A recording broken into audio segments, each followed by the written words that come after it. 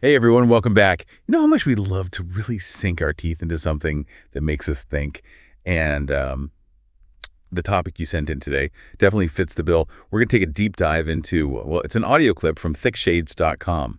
It's called The Futility of Doctrinal Debates. Yeah. And wow, I think this is something that'll resonate with anyone who's, ever tried to figure out this whole faith thing.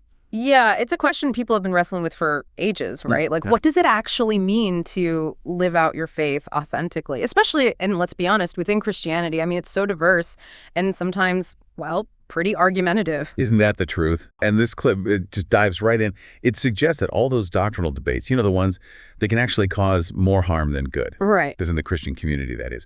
Instead of all that arguing, they say we should be focused on something else. The teachings of Jesus himself, not what they call man-made doctrines. Right. And it's interesting how they set that up right from the beginning. They're not saying theology is pointless or don't even bother trying to understand your faith. But they're pushing us to think about when that search for knowledge, when does it become divisive? When does it actually push people apart instead of bringing them closer to what Christianity is really all about? It's like we're so busy looking at the individual trees that we totally miss the whole forest, and the examples they use. So relatable, like the whole free grace versus Calvinism debate, or even just like the nitty-gritty details of how a church should be run, its structure. Yeah. It's easy to get lost in the weeds and completely miss the point. Exactly. And that's where they draw this really important distinction between what they call Christ's doctrine and then there's the doctrines of man. Christ's doctrine, they say, is all about the essentials, like the gospel message, embodying love, serving others. It's about following in Jesus's footsteps, not getting stuck in all the theological details. So like the basics, love God, love your neighbor, that kind of thing. The stuff Jesus himself said was most important. Exactly. They even point to the verses like Matthew 22.37-39, where, Jesus lays out those two greatest commandments. And then there's John 13.34-35, where he tells his disciples to love one another just like he loved them. That, they argue, is the real test. Like, are you really a follower of Christ? That's how you can tell. Which is such a powerful point. Yeah. Because it makes you stop and think, right, what am I making the priority here? Is it more important to be right about every little detail of doctrine? Or is it about actually living out these core teachings? Yeah. In a way that actually makes a difference. That's the heart of it. And that difference between what we say we believe and how we actually live, that's so important for everyone trying to figure out their faith, even if they aren't like debating theology in a classroom. It's about the core of what it means to follow Jesus. Okay, so I'm wondering, how do they back this up? It's a pretty bold statement to make. Do they go beyond just like presenting the idea? Do they actually go to the Bible itself for support? Oh, they do. They totally go straight to the source. They actually cite specific verses that talk about this whole thing of getting bogged down in arguments that go nowhere. Like 2 Timothy 2.23, 224, it warns against getting caught up in foolish controversies. And then there's Titus 3.9 calling out those who are, well, obsessed with trivial matters and stirring up division. It's interesting because those verses, they feel even more relevant now that with the social media and all. It's like we're constantly hit with these theological debates. Yeah. And everyone's got a hot take. Yeah. It's so easy to get sucked in. So true. And the historical context of those verses makes you think, too. Remember, these letters, they were written to early Christian communities, and they were dealing with their own conflicts and disagreements. So yeah, the message is timeless, but it also speaks to these real challenges. I mean, they've been around since the very beginning. It's like no matter what, we can't help but get caught up in these debates. Yeah. Even when it comes to faith. And speaking of, well, human nature, I guess, they bring up a fascinating example. The way Jesus dealt with these theological traps. Oh, yeah. They talk about Matthew 22.15-22. It's where the Pharisees, they try to trick Jesus with that whole question about taxes. Should we pay taxes to Caesar? A classic theological trap. But Jesus, he doesn't get bogged down in the legal stuff, the details. He finds this really insightful way to cut through all the noise. And it's brilliant because he doesn't just dodge the question, right? It was like he was pointing to something much deeper, a way of living that went beyond their narrow interpretations of the law. Totally. He was calling them and us to something higher, a standard rooted in love and compassion, not just blindly following rules. And then they connect that idea to evangelism and even atheism. I thought that was a really interesting twist. Yeah, I'll admit it felt a little out of left field at first. But it makes sense the more you think about it. They're basically saying that. Just like you can't argue someone into believing a specific theological point, you can't really argue someone into believing in God either. It's that whole lead a horse to water thing. The source makes it clear that real authentic faith, it comes from the heart. It's not about winning arguments or being a master debater. Right. It's like an internal shift, that aha moment where it all clicks on a deeper level.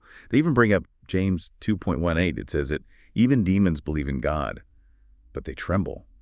So it's not just about acknowledging God mentally, right? It's about what that belief does to your heart. Exactly. And this is where they talk about genuine conversion versus just winning an argument. It's recognizing that just forcing your viewpoint on others doesn't usually lead to real faith. It's about meeting people where they are, like Yeah. building a bridge, finding common ground, and then sharing the message of Christ's love in a way that their heart can connect with.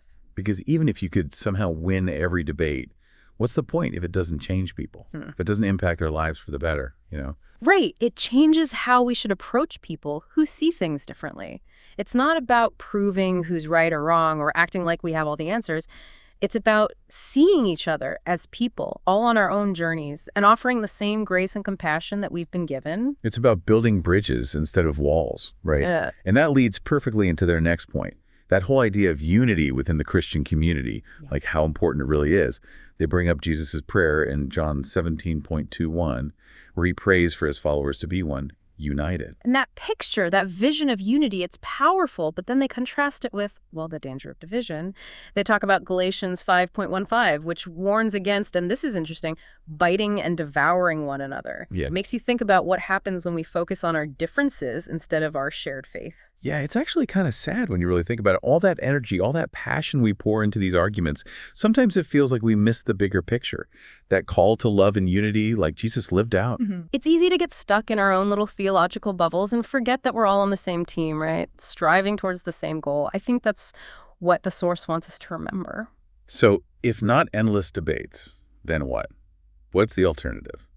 Because they do offer a pretty clear answer, don't they? They do, and it's more of a call to action, really. They're Yeah. urging us to take all that energy we put into arguing and use it to live out Christ's teachings, like in tangible ways that actually make a difference. Which I love, because it's practical. It's not enough to just have the right theological beliefs in our heads. It's about letting those beliefs transform us and then letting that transformation go out and impact the world. Yes. It's about putting our faith into action, choosing love over judgment, serving others instead of ourselves, forgiving instead of holding grudges, showing the world what it really looks like to follow Christ. And that's something that speaks to everyone, no matter what you call yourself or how you see certain theological points. Definitely. And it's not about pretending our differences don't exist. It's about understanding that what we share is far bigger than what sets us apart. And that speaks to the heart of what it means to be a follower of Christ. But you know what really got me about this audio? The way they ended it. They wrap it up with a poem. Which isn't something you see every day, right? Especially in these kinds of discussions. It's actually a really smart move when you think about it, because poetry, it has this way of like bypassing our brains and going straight for the heart. It's like it sneaks in and touches something deep inside. You know what I mean? Totally. And this poem in particular, it's all about like rising above all that noise from doctrinal debates and finding that place of, well, unity and love. They even use the phrase hearts of fire, which I thought was so powerful. And it makes you think of passion, that burning desire to actually make a difference. It's like the poem saying our energy is better spent on like fanning the flames of love and compassion instead of, feeding the fires of division and arguments. For sure. It's a powerful image. And that's what really struck me about this whole audio. It's not just like criticizing doctrinal debates. It's a call to action. Like it's an invitation to really look at ourselves, examine our own hearts and ask, how can I be part of the solution, not the problem? How can my faith inspire action, not just endless arguments? And that is a question I hope everyone listening will sit with for a while. Because if we can actually make that shift, moving from debating to loving, if we can prioritize living out Christ's teachings instead of trying to win arguments, imagine what kind of impact we could have, not just on our own lives, but on our communities, even the world. That's a challenge worth taking on, don't you think? Absolutely. And on that note, we'll leave you with that challenge, that invitation to, let your faith inspire you to action, to be a force for good out there in the world. Thanks for joining us on this deep dive, everyone. And until next time.